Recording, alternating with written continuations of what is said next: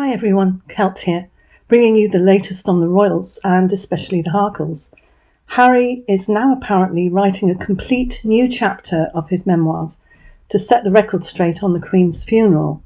It's to address the rumours about him being offended about not wearing his uniform and then not having ER letters on the shoulders of his uniform.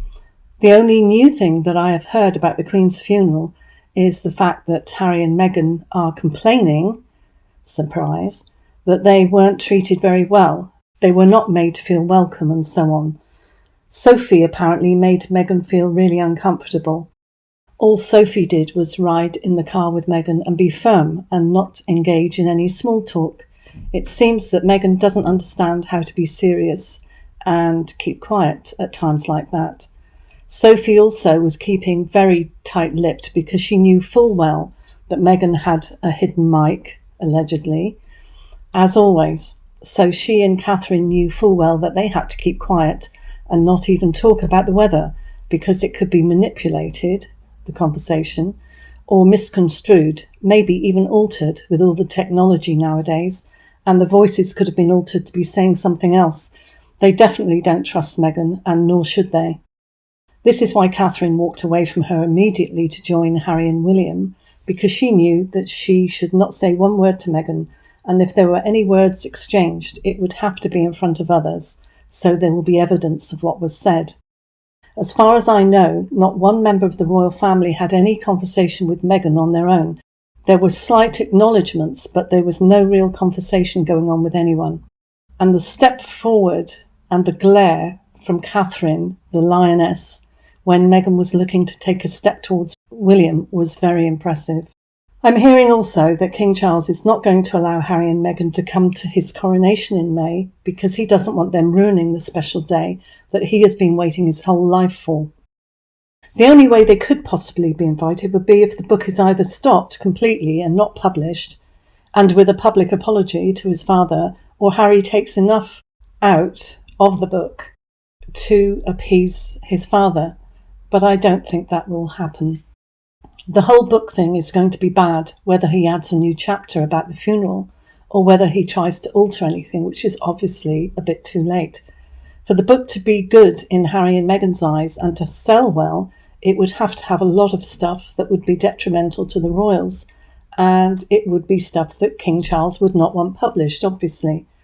There have been rumours that there will be talk in the book, perhaps, about Rose HANBURY and Prince William and their alleged affair, which I hasten to add was since said to not have happened because the very person who started the rumour admitted that it was untrue. Others have also said that it's not true, that know them. I heard that Rose was close to the Cambridges, and when she felt lacking in attention from her husband and he wasn't there, she turned to Prince William, who, as we know, is a very kind and understanding man. I heard that she fell for him in a big way and misread his kindness, and Catherine was not happy at the amount of time that William was there with her, and basically, from what I gather, it seems that she possibly made a pass at Prince William, allegedly, or misread something, and as Catherine and William are so close and tell each other everything, it was that which caused Catherine to insist that they have nothing to do with the HANBURYs.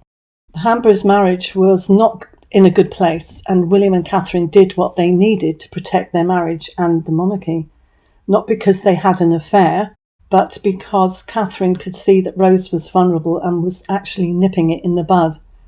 Some of the rumours have been terrible, even saying that there is an ongoing affair and that they even had a child together. If Harry writes about this in his book, I can only imagine that Meghan will be giving him most of the ideas of what to say. It was said that Harry was angry with William as he knew about the affair, the alleged affair, that William had spoken to Harry, and Harry confronted him because of what Charles, their father, had done to their mum Diana. Harry couldn't believe that William would do the same to Catherine. But from all the various things that I've been told, whether something did happen but was ended and William and Catherine moved on, then for Harry to decide to write about it in his book is really to stir things up completely. Meghan is also still in cloud cuckoo land, where she will forever believe that she has a chance with William. William was her plan A, and settling for plan B, i.e. Harry, was frustrating for Meghan.